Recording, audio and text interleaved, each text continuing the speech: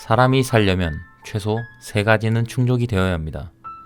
의, 식, 주. 옷, 식사, 그리고 거주 공간입니다.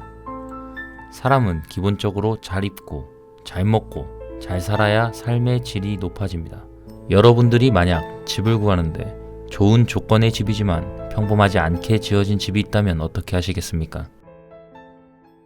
여기 한 이야기를 들려드리겠습니다. 윤호아의 미스테리, 지금 바로 시작하겠습니다.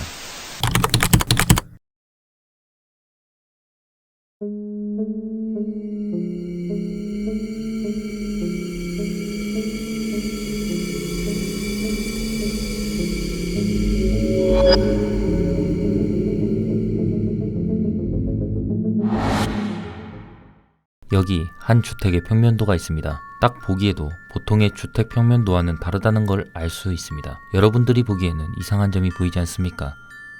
의미를 알 수 없는 한 공간. 여기 보이는 이 공간이 무엇을 의미할까 짐작할 수 있겠습니까?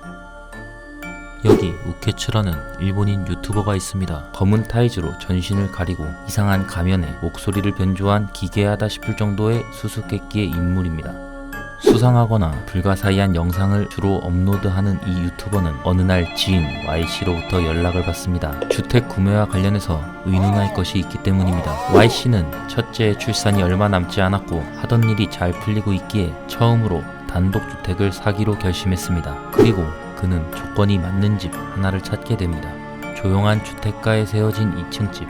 역에서 가깝고 개방적이고 밝은 인테리어의 집이었습니다. 단지 하나 이 집에는 수상한 점이 있었는데 1층 부엌과 거실 사이의 용도를 알 수 없는 공간이었습니다. 무언가를 집어넣을 수도 뺄 수도 없는 이 공간이 마음에 걸려 우케츠에게 물어보려고 한 것입니다.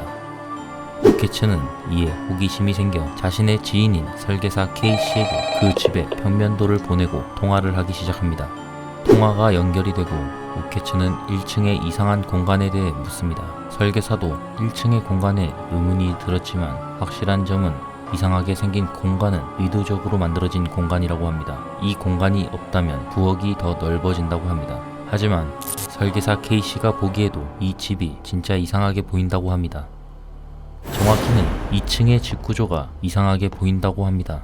30대 부부와 아이가 사는 집인데 아이의 방으로 들어가려면 문 2개를 통과해야 하는 이중문으로 되어 있습니다. 그리고 아이 방으로 들어가려면 복도를 돌아 부모의 방을 통해 들어가야 한다고 합니다. 복도에 문 하나만 달면 되는데 왜 이렇게 귀찮은 설계를 했을까 의문을 표합니다. 그리고 아이의 방에는 창문이 없습니다.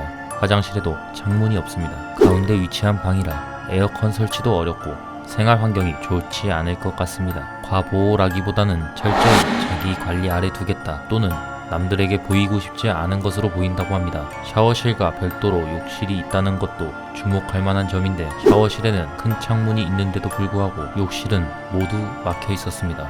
만약 K씨가 집을 구매해야 한다면 이 집을 사지 않을 것이라고 합니다. 전화가 끊기고 우케츠는 생각에 잠깁니다. 방 배치들을 겹쳐보자 어느 한 생각이 우케츠의 머리를 스칩니다. 우케츠는 다시 K씨에게 전화를 걸었습니다. 1층의 이상한 공간과 2층의 괴이한 공간이 무슨 관계가 있지 않을까? 방 배치도를 겹쳐보니 1층의 공간이 아이의 방과 욕실의 모퉁이가 이어지도록 겹칩니다. 비전문가의 엉뚱한 억측일 수도 있지만 1층의 공간이 통로가 아닐까라고 추측해봅니다. 부모가 아이를 보이고 싶지 않다면 1층의 통로를 통해 목욕을 시킬 수 있지 않을까? 우케츠의 이러한 주장이 흥미로운 생각이기는 하지만 굳이 그렇게까지 해야 할까 싶은 K씨였습니다. 이야기를 들은 K씨는 의문을 표합니다. 아이의 부모와 아이는 2층에서 잠을 자는데 1층에 있는 침실은 누굴 것일까? 손님의 침실이 아닐까? 손님이 누구인지는 모르지만 이 집에 손님이 자주 방문했을 것이라고 생각이 된다고 합니다. 이야기를 끝마친 K씨는 하나의 스토리가 떠오르는데 자신의 어리석은 생각 같지만 망상이라고 생각하고 들어봐 달라고 합니다. 이 집에 살고 있었던 것은 부부와 아이 1명. 아이는 어떠한 목적에 의해 아이 방에 갇혀 있습니다. 부부는 종종 집에 손님을 부릅니다. 어떠한 관계인지는 모르지만 나름대로 사회적 지위 있는 사람, 예를 들어 회사의 중역, 중소기업의 사장. 거실에서 잡담을 하고 저녁을 대접하고 남편이 손님에게 술을 권합니다. 기분이 좋아진 손님, 완전히 취한 손님에게 아내는 말합니다. 오늘 밤은 묵고 가는 것이 어떻겠냐. 욕조에 물도 받아놨다고 말을 합니다. 손님은 2층에 창문 없는 욕실로 안내됩니다. 손님이 목욕을 하러 간 것을 확인하고 아내는 아이의 방에 신호를 보냅니다. 아이는 바닥의 구멍으로 1층 통로를 지나 욕실로 침입합니다. 그리고 손님의 등에 칼을 꽂습니다. 알몸에 무방비 상태, 취기가 돌고 몽롱한 손님은 무슨 일인지 모르고 저항도 못합니다. 아이는 몇 번이나 손님의 등에 칼을 쑤셔놓고 손님은 아무것도 하지 못하고 바닥에 쓰러지고 숨이 끊어집니다.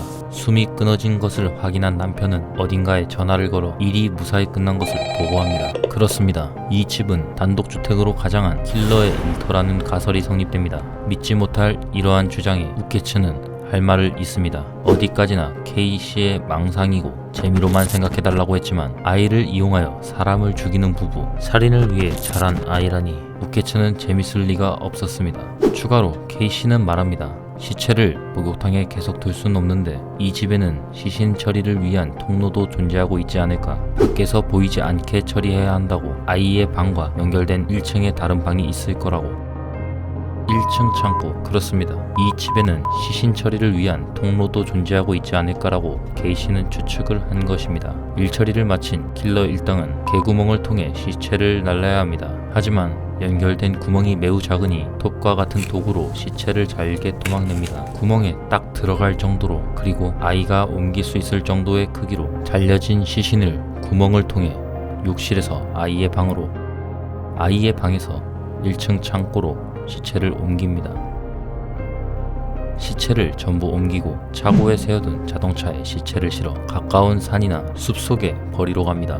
이 모든 일처리는 창문이 없는 방에서 이루어집니다. 믿고 싶지는 않았지만 우케츠는 마지막으로 남겨두었던 의문점을 털어놓습니다. 이러한 정교한 장치가 필요한가? 커튼을 치고 죽이면 되지 않는가? 하지만 그것이 핵심이었습니다. 대놓고 보이는 집에서 누가 살인을 할까? 커튼도 치지 않는 집에서 살인을 하겠는가? 사람의 심리를 이용한 트릭인 것입니다. 모든 퍼즐이 맞춰집니다. 전화를 끊고 우케츠는 멍하니 있었습니다. K씨의 추리가 마음에 걸렸지만 신고를 해도 쉽게 경찰이 믿을 것 같지는 않습니다.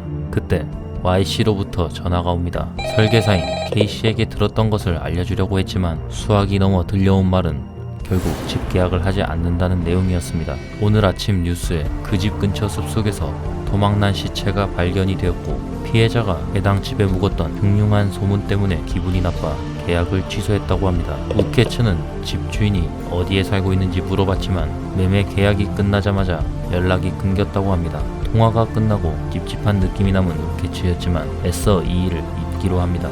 다시 처음으로 돌아와서 여러분들이 만약 집을 구하는데 좋은 조건의 집이지만 평범하지 않게 지어진 집이 있다면 구매하시겠습니까? 지금까지 윤호아셨습니다.